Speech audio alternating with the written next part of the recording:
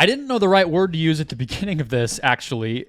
Are the Indiana Pacers just a flash in the pan? I was going to say were the Indiana Pacers just a flash in the pan, but I think if you say are they, it's a little bigger picture, and I think it speaks to, like, what are we looking at here organizationally? Like, what's going on with the Pacers? Because this is the second straight season now. There was no NBA Cup to win last year, but they similarly got out to a hot start and then came back to earth largely because of a hamstring injury to Tyrese Haliburton. It's been a very similar season outside of the fact that they made a huge trade for Pascal Siakam, who, Chris, when he plays with Haliburton, has led to the Pacers being outscored by 2.2 points per 100 possessions. They just have not, that duo has not worked. They have not won a lot of games with them, and I think most people do not really see them as a postseason challenger right now. What is going on here? And does this speak to some concerns we should maybe have about the Haliburton era right now in Indiana? It's a good question because I think it's funny that like the NBA made a really big deal about this NBA Cup, the in-season tournament, and the two teams that were in the finals just are not like actual contenders. This is not to get on a tangent, but I feel like that actually is sort of what the message was, right? Care about this thing that maybe doesn't have a big impact on what you're going to see in May and June, but is fun for its own sake, and you get to celebrate some different stuff. I don't know. I liked the way it played out, where it's like we got a really high intensity game between the Pacers and Lakers, and then we'll just sort of flush that, and when we watch the Celtics and Nuggets in June, we'll all just get excited again. No, that's fair. I think that the Haliburton part of it, that him specifically, and I'm going to be I'm not worried about injuries guy, I guess, Brendon, which is a weird flip for us. I just think he's probably going to be fine ultimately, and that guy's too good, and I just believe in him that much. I think that the Siakam trade is ultimately just them acknowledging in real time that they have to find a way to evolve this, and it hasn't exactly gone smoothly as the numbers tell you, as watch them tell you, but they still have some amazing output games. I think they're figuring out like what the rotation around all these guys looks like. Like, is Toppin someone they want to keep? Where Matherin's now hurt for a little bit, but what is he going to mean for them going forward? Where does he step up? Where does he still need to get better?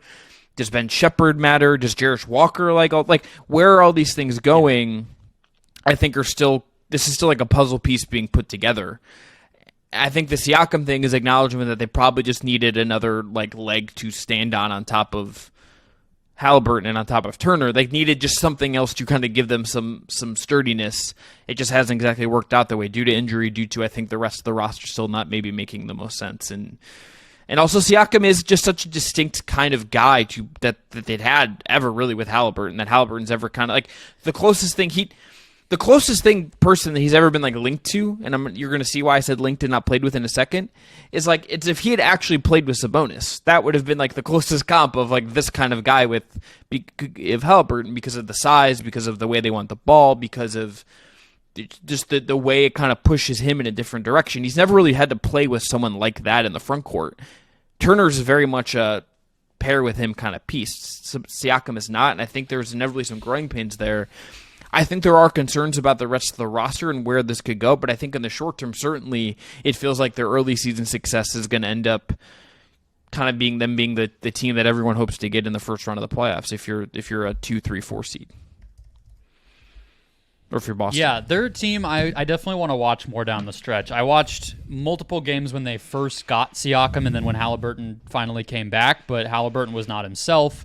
We talked about that one game against the Celtics where he didn't play it all, and he had that weird rotation pattern and everything. I guess I just kind of want to understand what has gone wrong here. Mostly it's still just the defense. He's also shooting 17% from deep in 4 March games. But even before that, just to put it into perspective, Haliburton was at 28-12 in November. He's at 14-9 per game, and again, only 4 games in March. But even if you take the small sample of March out of it, 18-12 in January, on below league average efficiency, 16-9 in February, decent efficiency, and then again, really falling off a cliff here in March. And some of that was those weird games where he was trying to come back.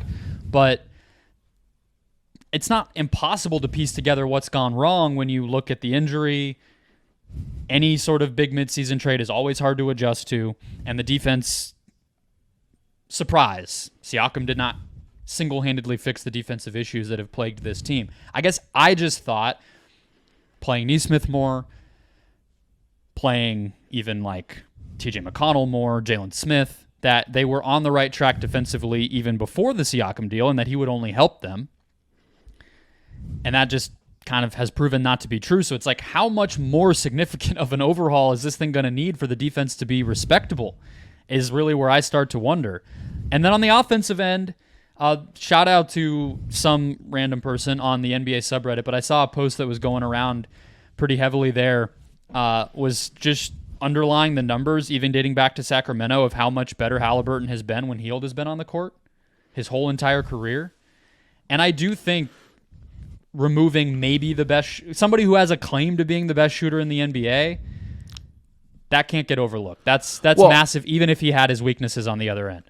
And he's a specific kind of movement shooter that I think is almost an underrated and rare skill set that I think fits Haliburton really perfectly. Like there's not many shooters, Brendon, in this NBA who move like the way Hield moves.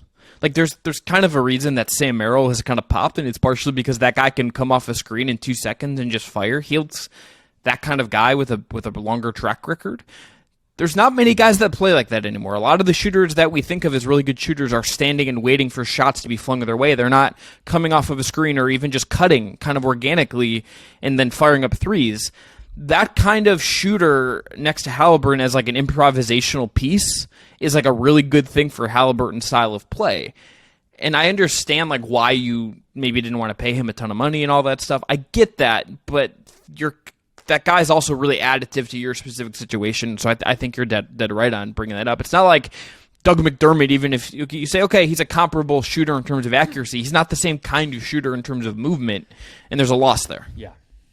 It's like, it's the same thing as saying, like, on a much different, higher level, but it's like saying that Trey is similar to Steph. It's like, okay, kind of, but no. Like, when you really get to the top, it matters, and I think, too, not to be the this is hard guy, but I'll be the this is hard guy. And it's really difficult to thread the needle of exactly how to build around these guys, because you think, okay, Hallie is limited on defense. He plays a very certain type of basketball. Let's get a player like Siakam and some of these other guys who can do that. And it doesn't always just immediately work. And there's obviously worse places to be than still being the 8 seed and above 500, even despite that. But yeah, I mean, do you think they even make noise in the first round? No, I think they're getting shellacked at this point. Yeah, I like if you're looking at these standings right now, they are the 8 seed, so they're going to be in the play-in. I think we kind of feel like they're for sure going to be a play-in team. Let's say it's them in Philly or them in Miami, or like they're losing to either of those teams, provided like Embiid's healthy. If you're Boston, you're like very, very happy that that's the team you're getting as the 8 seed, if that's how that would end up breaking. Or do they even get out of the plane? Does Atlanta get hot? Do the Bulls get hot? Like, it feels like we kind of know who the 10 teams in the East are, but if you told me like the Bulls like knock them off in a one-off game after they beat Atlanta or something, I wouldn't be shocked by that. They're susceptible to that, and that's not exactly, I think, where they would hope to be considering the start to the year and also trading for Pascal. And they're going to be very unsettled in a way that, I guess Philly, if Embiid's coming back, it's like a little awkward, but we know what that's going to be, and it just doesn't feel like they've clicked into place since the Siakam deal. So I guess that's part of why I don't really even trust kind of an upside opportunity for them, because it's like, are they even going to have figured it out? That's part of why I want to watch them, and maybe we can kind of circle back on them if they do have some big games here in the next little bit, because I think they're an interesting team. I hope they don't just get blasted, but it doesn't feel good right now because it just feels so what the hell's going on. Should note too, I said Mathurin's going to miss a couple games. He's actually done for the year with a torn labrum, so yeah, he's out for the season. Yeah, not sure if that really hurts them, if I'm being completely honest. Yeah, but it's just a guy that you want to get more reps, and I think does matter for them as a high draft pick. And it's like it's already going to be year 3 for him. Like, time goes by really, really fast. He kind of just got to start figuring stuff out a little bit, and that's not great.